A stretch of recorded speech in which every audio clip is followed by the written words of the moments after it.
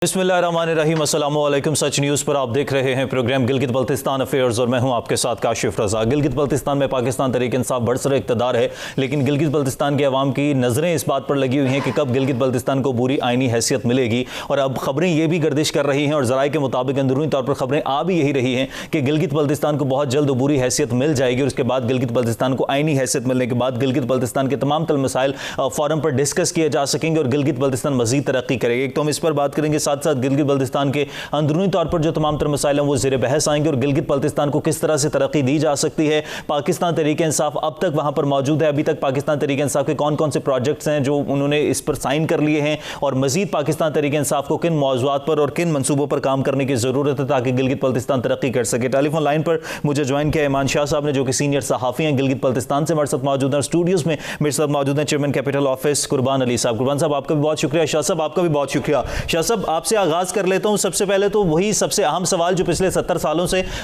ज़बान ज़द आम है कि गिलगित बल्तिस्तान को आइनी हैसियत कब मिलेगी, और अब खबरें ये गर्दिश कर रही हैं कि गिलगित बल्तिस्तान को बहुत जल्द आइनी हैसियत मिल जाएगी। आपके पास इस हवाले से क्या खबर है?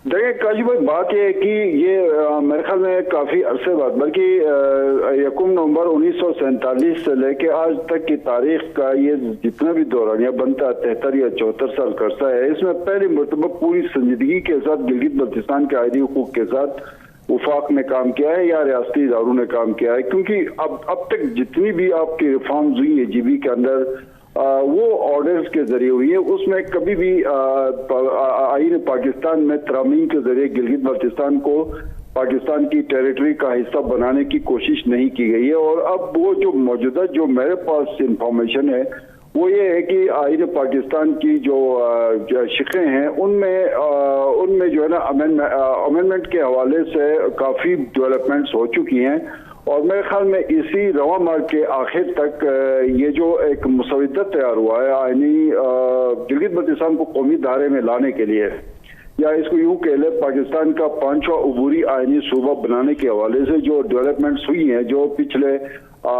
तकरीबन 1 साल से जारी थी। आपको इस पे थोड़ा सा आपको ये भी बता दूं कि सितंबर 2020 में आर्मी चीफ की जेर सदारत पाकिस्तान की जो पार्लिमानी पार्टीज है उनके रहनुमाओं का इजलास हुआ था, जिसमें गिलगित बल्तिस्तान को अबूरी आईनी सूबा बनाने के हवाले से पाकिस्तान की जितनी कौमी सियासी मजहबी जमातें हैं उनके पार्लिमानी लीडर्स को एतमाद में लिया गया था, जिसमें बिलावल भुट्टो, जरदारी और शहबाज शरीफ वगैरह शामिल थे। अब उसका रिजल्ट अभी तकरीबन 1 साल बाद सामने आ रहा है और आईन पाकिस्तान में 26वीं आईनी तरमीम के जरिए गिलगित बल्तिस्तान को पाकिस्तान के जो पाकिस्तान का 5वां आईनी सूबा अबूरी आईनी सूबा बनाने के हवाले से कौमी असम्बली में जो बिल पुटअप होना है वो उस मुसविदे को आखिरी शक्ल दी गई है। और इसमें अभी ताज़ा इंफॉर्मेशन ये है कि 2 दिन कबल वज़ीर आला गिलगित बल्तिस्तान गिलगित पहुंचे थे, 10-15 दिन इस्लामाबाद में रहे। कल दोबारा से प्राइम मिनिस्टर सेक्रेटरी से उनको कॉल आई तो वो फिर 2 दिन बाद इस्लामाबाद पहुंच गए हैं। तो उसमें वफाकी काबीना में जाहिर है मुसविदे को हतमी शक मंजूरी दी जाएगी, जिसके बाद कौमी असम्बली में यह बिल पुटअप हो जाएगा, जिसके बाद उम्मीद यही की जाती है कि इसी महीने के आखिर तक गिलगित बल्तिस्तान को ऑर्डर्स के बजाय आईन पाकिस्तान के जरिए पाकिस्तान का हिस्सा बनाने की जो एक कोशिश थी, जो सबकी ख्वाहिश रही, तमाम पार्टीज की ख्वाहिश रही, गिलगित बल्तिस्तान के अवाम डिमांड करते रहे। अब ये सारा अमल जो है पाकिस्तान तहरीक के इंसाफ की जो मौजूदा हुकूमत है ये उनके क्रेडिट में जाएगा। जो अभी तक की इतलात हैं कि वो 95% इस पे काम हो चुका है। ठीक, तो अब तक की तो ये इतलात है और इसमें जो मेरे पास इतलात है, जाहिर मैं तो कौमी सतह इस्लामाबाद के हवाले से मैं कोई ज्यादा बाखबर नहीं हूँ, लेकिन ज़ाहिर है गिलगित बल्तिस्तान में पाकिस्तान पीपल्स पार्टी का पूरा एक निज़ाम मौजूद है, पार्टी की सूबाई कैबिनेट से लेकर सारा। वहाँ से जो हमें इतला मिली है वो यही है कि ज़ाहिर है आइन में तरमीम के लिए 2/3 अक्सरियत की ज़रूरत है। तो उसमें अंडरस्टैंडिंग शायद किसी लेवल पे पाकिस्तान पीपल्स पार्टी और पाकिस्तान तहरीक इंसाफ में शायद ये अंडरस्टैंडिंग हो चुका है कि जब ये बिल टेबल होगा तो पाकिस्तान पीपल्स पार्टी इस बिल की हिमायत करेगी, जिसके बाद 2/3 अक्सरियत के साथ ये बिल मंजूर हो जाएगा और फिर गिलगित बल्तिस्तान, उसके बाद फिर सेनेट, फिर ज़ाहिर फाइनल और गिलगित बल्तिस्तान खिलाफत पाकिस्तान का 5वां आईनी अबूरी सूबा बन जाएगा। ये अब तक की इतलात हैं। ठीक है कुर्बान साहब, फिर पाकिस्तान मुस्लिम लीग नवाज़ और उससे पहले पाकिस्तान पीपल्स पार्टी कोशिशें करती रही कि गिलगित बल्तिस्तान को आईनी हैसियत मिल जाए, और अब पाकिस्तान तहरीक इंसाफ अब इक़्तिदार में है, तो अब पाकिस्तान जिस तरह से ईमान शाह साहब भी बात कर रहे हैं कि 95% जो है इस पर काम हो चुका है, तो फिर इसका सेहरा फिर PTI को जाएगा? जी शुक्रिया काशिफ, बिल्कुल PTI को जाएगा। कि देखें PMLN ने काफ़ी कोशिश की, मगर उसके ऊपर को जो दिलचस्पी लेना चाहिए था उसके ऊपर जितना जो PTI ले रही है, जैसे ईमान शाह साहब ने अर्ज़ किया, मैं तायद करता हूँ ईमान शाह साहब की बात की। इनकी गहरी नज़र है और ये सीनियर सहाफ़ी हैं और इनको हर चीज़ हमसे ज़्यादा बेहतर मालूम होती है। इन्होंने जो बातें की 100% सही की, क्योंकि ये पहले होना चाहिए था। देखें पीपल पार्टी ने गिलगित बल्तिस्तान को जो ऑर्डर के ज़रिए दे दिया, अगर जो कुछ ढांचा तो दे दिया सूबाई, कुछ ना कुछ उन्होंने काम कर दिया, और PMLN ने तरक्याती काम तो किए। इस हवाले से उनकी कोई खातिर खा कोई रिज़ल्ट नहीं निकली, क्योंकि उनको करना चाहिए था। उनके पास पोजीशन भी थी, उनके पास इख्तियारात भी थे, मजबूत भी थे, सब कुछ कर सकते थे।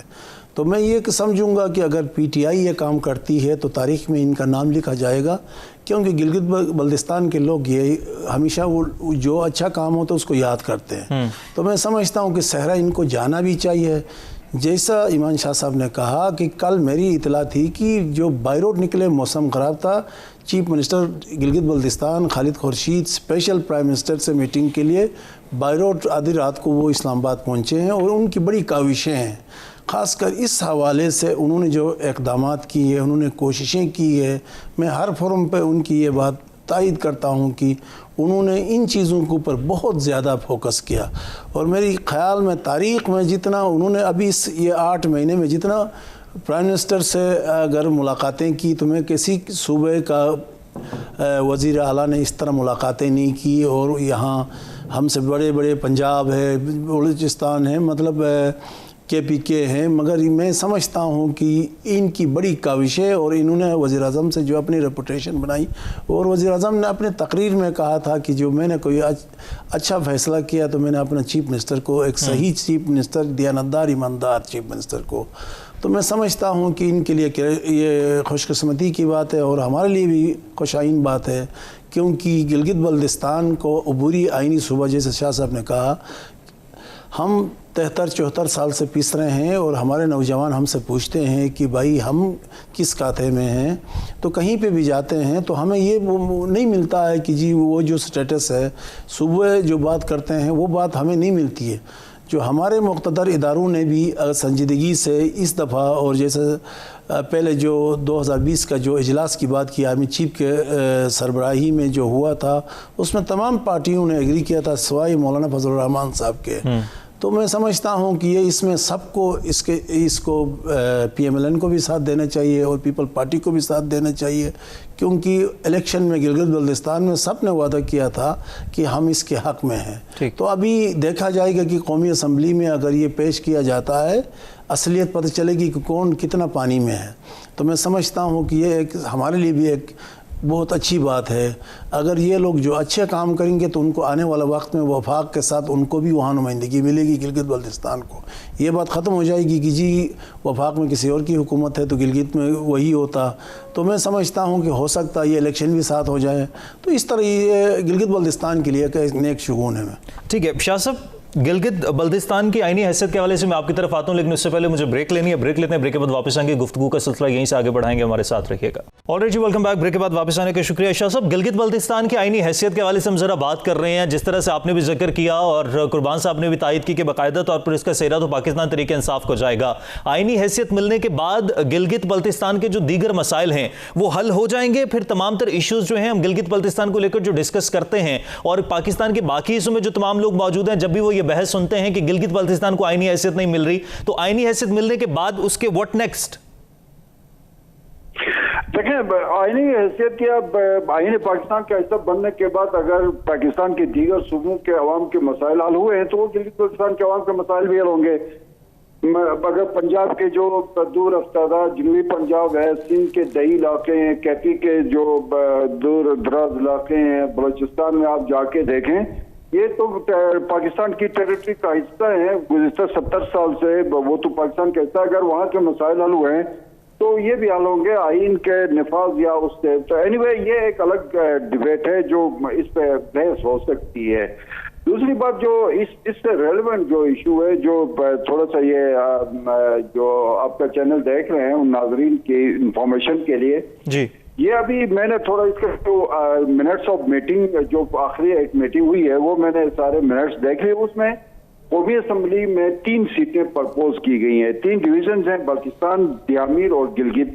हर डिवीजन से 1 सीट होगी और 1 स्पेशल सीट होगी। तो 4 मेंबर्स कौमी असम्बली में होंगे गिलगित बल्तिस्तान से। जो आपके कौमी असम्बली में एक फार्मूला था, तकरीबन 342 का ऐवान है जनरल सीटों पे, तो शायद उसमें तकरीबन 7 लाख के ऊपर एक कौमी असम्बली का मेंबर है। तो जीबी की पॉपुलेशन तकरीबन 15-16 लाख है। तो इसी हिसाब से ऑलमोस्ट यही बनता है कि वो 3 ही सीटें जनरल उसमें बनती हैं और सेनेट में भी 3 सीटें प्रपोज की गई हैं। उसके बाद ये जो एक और कंफ्यूजन क्लियर हो जाए कि उसमें जो हमें बताया गया है या जो कुछ चीजें इसमें सामने आ गई हैं, जितने भी इदारे हैं काम कर रहे जीबी के अंदर जो आईनी सूबा बनने के बाद खत्म होंगे, उनमें एक गिलगित बल्तिस्तान काउंसिल है, सुप्रीम एपीलेट कोर्ट है, कश्मीर अफेयर्स मिनिस्ट्री है, या गिलगित बल्तिस्तान इंचार्ज वजीर गिलगित बल्तिस्तान और कश्मीर अफेयर्स कहलाता है।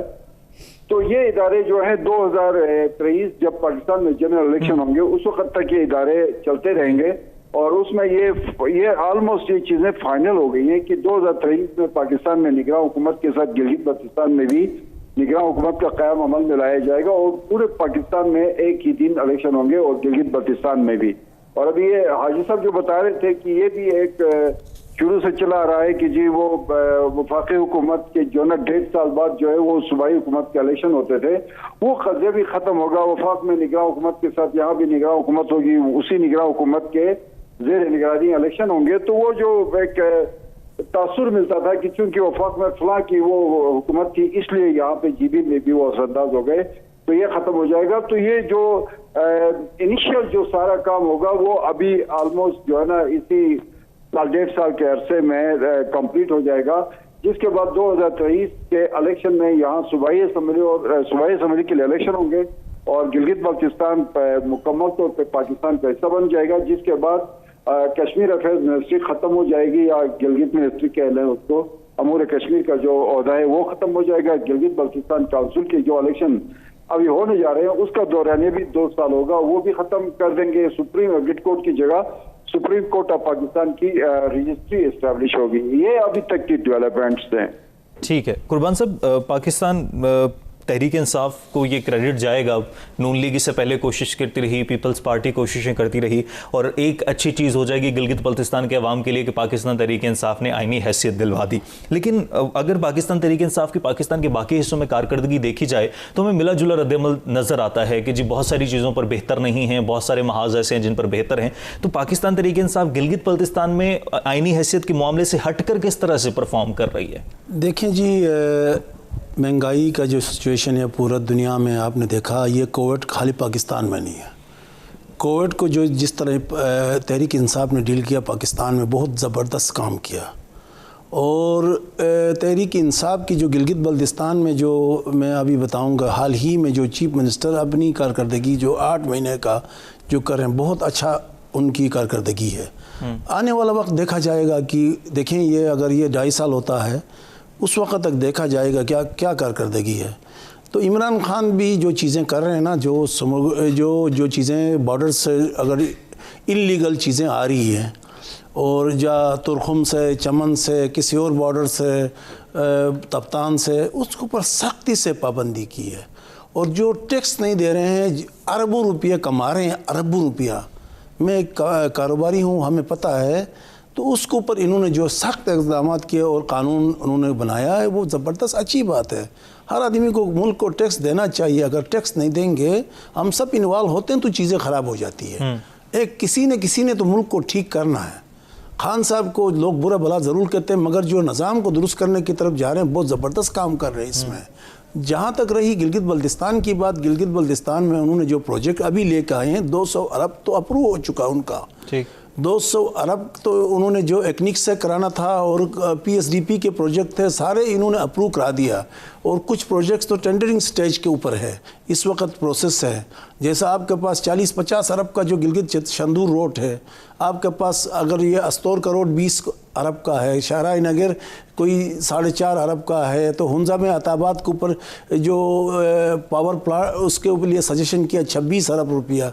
इस तरह सिकरदों में, दियामर में, दारुल तंगीर में, तो मुख्तलिफ जगहों में इस कारकर्दगी में तो लोग मुतमईन हैं, ठीक है ना, इस कारकर्दगी में। और आज तक जो भी कोई भी चीज़ कर रहे हैं, उन्होंने किसी मिनिस्टर के ऊपर कोई दाग या किसी के ऊपर कोई ऐसी बात नहीं आई कि जी फलान काम ये हो रहा है कि इसमें ये गलती हो रही है, को वो ये चीज़ें अभी तक किसी के ऊपर नहीं है, ठीक है। ओवरऑल पूरी दुनिया में महंगाई आई है, पर देखें इंटरनेशनल सिचुएशन आपको इल्म में है, कोविड का जो पहला, दूसरा, तीसरा, चौथा लेयर, तो इसने लिपेट में गिलगित बल्तिस्तान को भी लिया। तो मैं समझता हूँ कि ये आने वाला वक्त इनके लिए बेहतर होगा, क्योंकि गिलगित बल्तिस्तान के लोग भूलते नहीं हैं। जुल्फ़िकार अली भुट्टो ने 1974 में, पता नहीं उस ज़माने के उनके खदमात थे, आज ही उनको याद करते हैं।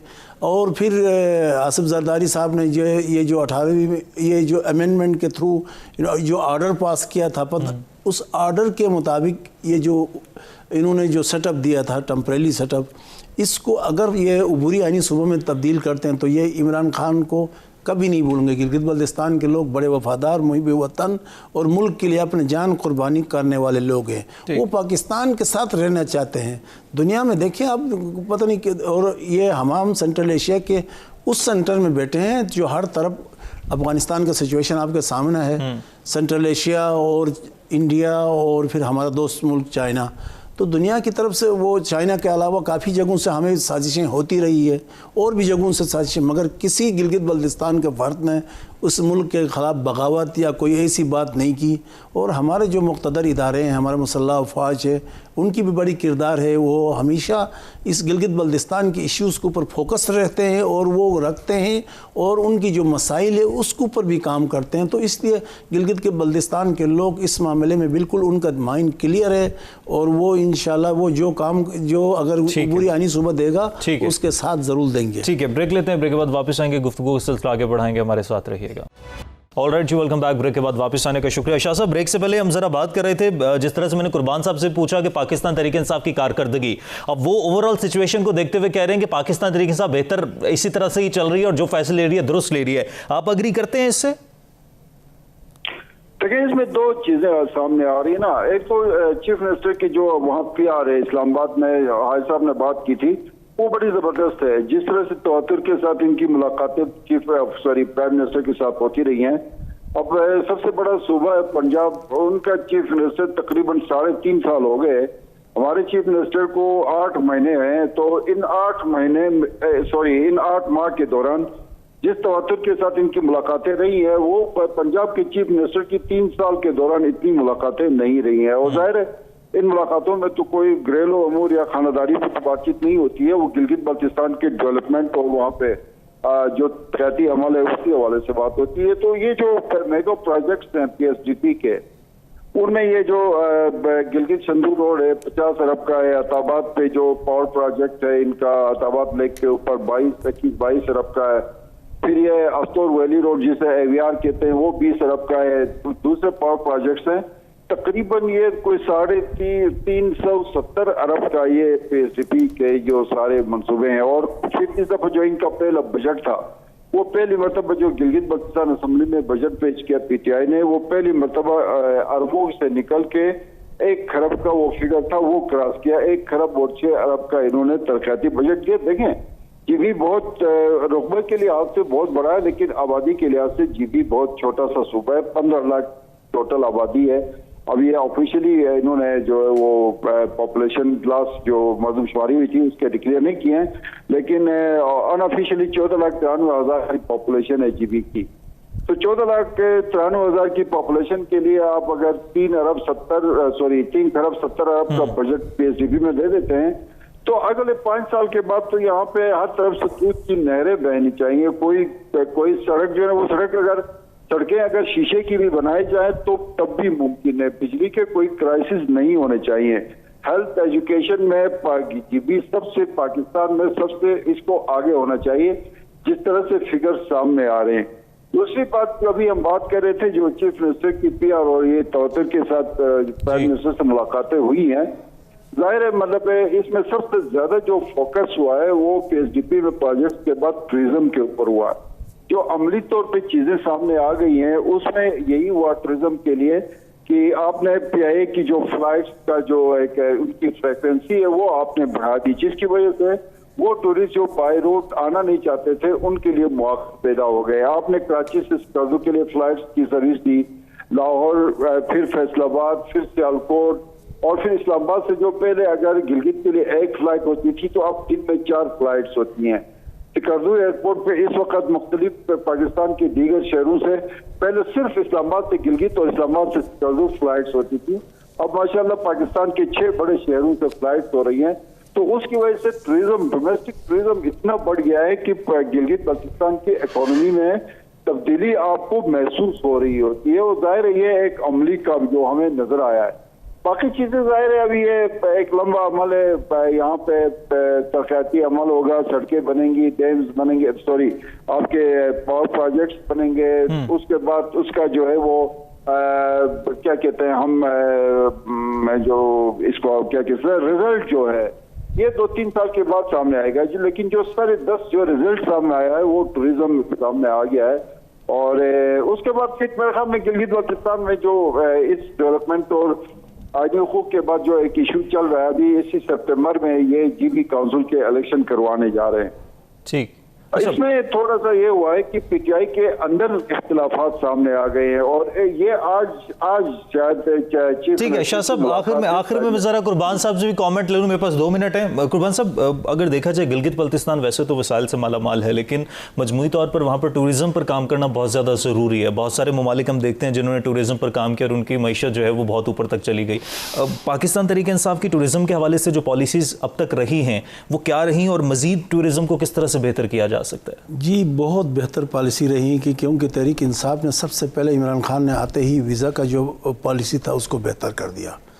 दुनिया से कोई भी अगर टूरिस्ट आना चाहता है उनके लिए एयरपोर्ट पे ही वीज़ा देने का अभी ई वीज़ा का सिस्टम शुरू किया। डायरेक्ट किसी को आप अपने मुल्क में बैठ कर डायरेक्ट ही वो वीज़ा ले सकते हैं। ठीक, देखें टूरिज़म की बेहतरी के लिए जैसे शाह साहब ने कहा कि इसके ऊपर बड़ा काम हुआ गिलगित बल्तिस्तान में। इस वक्त अब सिकरदो एयरपोर्ट को इंटरनेशनल एयरपोर्ट बनाया जा रहा है। आपकी वहाँ से इंटरनेशनल फ़्लाइटें अगर चलती हैं तो मैं समझता हूँ कि सिकरदो और गिलगित बल्तिस्तान में अब इस वक्त सिकरदो में कोई जगह नहीं है। तो गिलगित बल्तिस्तान के जो नौजवान हैं पढ़े लिखे डिग्रियां लेके वो आते हैं और हर आदमी चाहता है कि नौकरी ले लें, तो उनको कहाँ से नौकरियां आप देंगे? तो उनके लिए बेहतर है हर पढ़े लिखे नौजवान ने अपनी गेस्ट हाउस बनाया, अपनी होटल बनाया, अपने रेस्टोरेंट बनाया, तो लोग खुशहाल हैं। ये कोविड ने मुतासिर किया, उसके बावजूद भी लोगों ने अपने इलाके में गिलगित में हुंजा नगर में मैं समझता हूँ कि ये तवक्को रखना चाहिए कि इंशाल्लाह बेहतरी होगी। हमारे पास मादनियात, टूरिज़म और जो बॉर्डर ट्रेड है, बॉर्डर ट्रेड भी अभी बहुत मुश्किलात से दो चार है। हाल ही में कुछ गाड़ियाँ आई हैं, तो मैं समझता हूँ कि इसके ऊपर भी हम काम कर रहे हैं, तो अल्लाह बेहतर करेगा। इंशाल्लाह ये मुल्क तरक्की करेगा और इस मुल्क में फ्यूचर है गिलगित बल्तिस्तान में। समझता हूँ गिलगित बल्तिस्तान के तरक्की अगर होगी तो पूरे मुल्क में बेहतरी आएगी, टूरिज़म दुनिया से आ जाएगी। और ये मैं आपको अपने नौजवान को जो वाजिदुल्लाह को मुबारकबाद देता हूँ कि उसने राका पोशी सर कर दिया। और ये दूसरा पहले वाला कर्नल शेरखान था, हुंजा से ताल्लुक़ था, और ये वाजिदुल्लाह नगर से, ज़िला नगर से ताल्लुक़ है। तो ये दूसरा बंदा है कि मैं उनको अपने देखें ये इलाके के लिए उनके साथ बाहर के 2 फॉरनर भी थे, उन्होंने राका पोशी अभी 1 दिन हो गया सर कर दिया। तो मैं समझता हूँ कि गिलगित बल्तिस्तान में बड़े अपॉर्चुनिटी। ठीक है, बहुत शुक्रिया। कुर्बान साहब हमारे साथ मौजूद थे स्टूडियोज़ में, ईमान शाह साहब टेलीफोन लाइन पर मौजूद थे। गिलगित बल्तिस्तान को आईनी हैसियत मिलने वाली है और इस पर तकरीबन बहुत हद तक काम हो चुका है। आज के प्रोग्राम से इजाज़त दीजिए, अल्लाह ने के पान।